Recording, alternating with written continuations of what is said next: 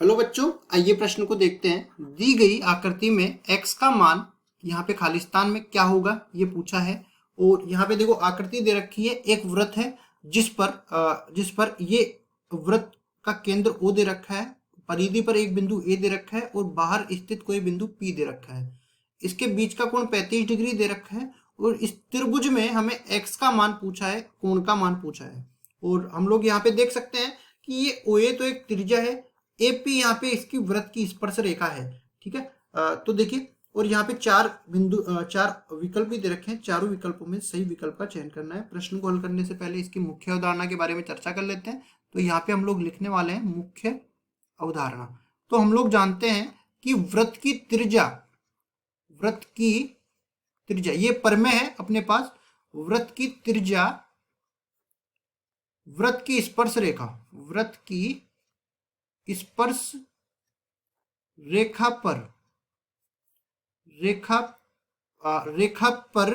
स्पर्श बिंदु पर, वृत्त की स्पर्श रेखा पर स्पर्श बिंदु पर लंबवत होती है। स्पर्श बिंदु पर लंबवत होती है। और देखो, इसी का हम लोग उपयोग करेंगे और सवाल को हल करेंगे। अब देखिए, चित्र में हम लोग बता देते हैं, आगे दूसरा चित्र बताने की हमें जरूरत नहीं है। इस कंसेप्ट में हमें बोला है अवधारणा में कि वृत्त की जो त्रिज्या है, मतलब ओ ए ये लंबवत है इसकी स्पर्श रेखा। स्पर्श रेखा क्या होती है? जो वृत्त को किसी एक बिंदु पर स्पर्श करे। ठीक है, तो एपी स्पर्श रेखा है तो एपी पर लंबवत होगी। इसका मतलब ये है कि ये जो कोण है ये 90 डिग्री के बराबर होगा।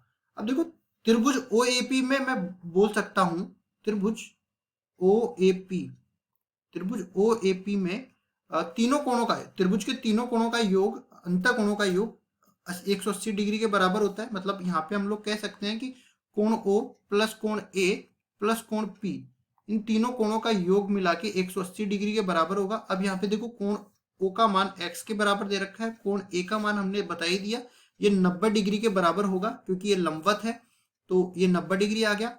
कोण P का मान 35 डिग्री पहले ही सवाल में दे रखा है और कुल मिला के ये 180 डिग्री के बराबर आ गया।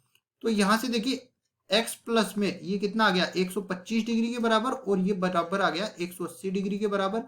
x का मान हमको निकालना है, तो 180 डिग्री में से 125 डिग्री को अगर घटा देंगे तो x का मान मिल जाएगा। तो यहाँ से देखिए कितना बन जाएगा, 10 में से 5 गया, 5 के बराबर हासिल ली थी पहले, तो 8 का 7 रह गया, 7 में से 2 गया तो ये 5 के बराबर, और 1 में से 1 गया 0 के बराबर।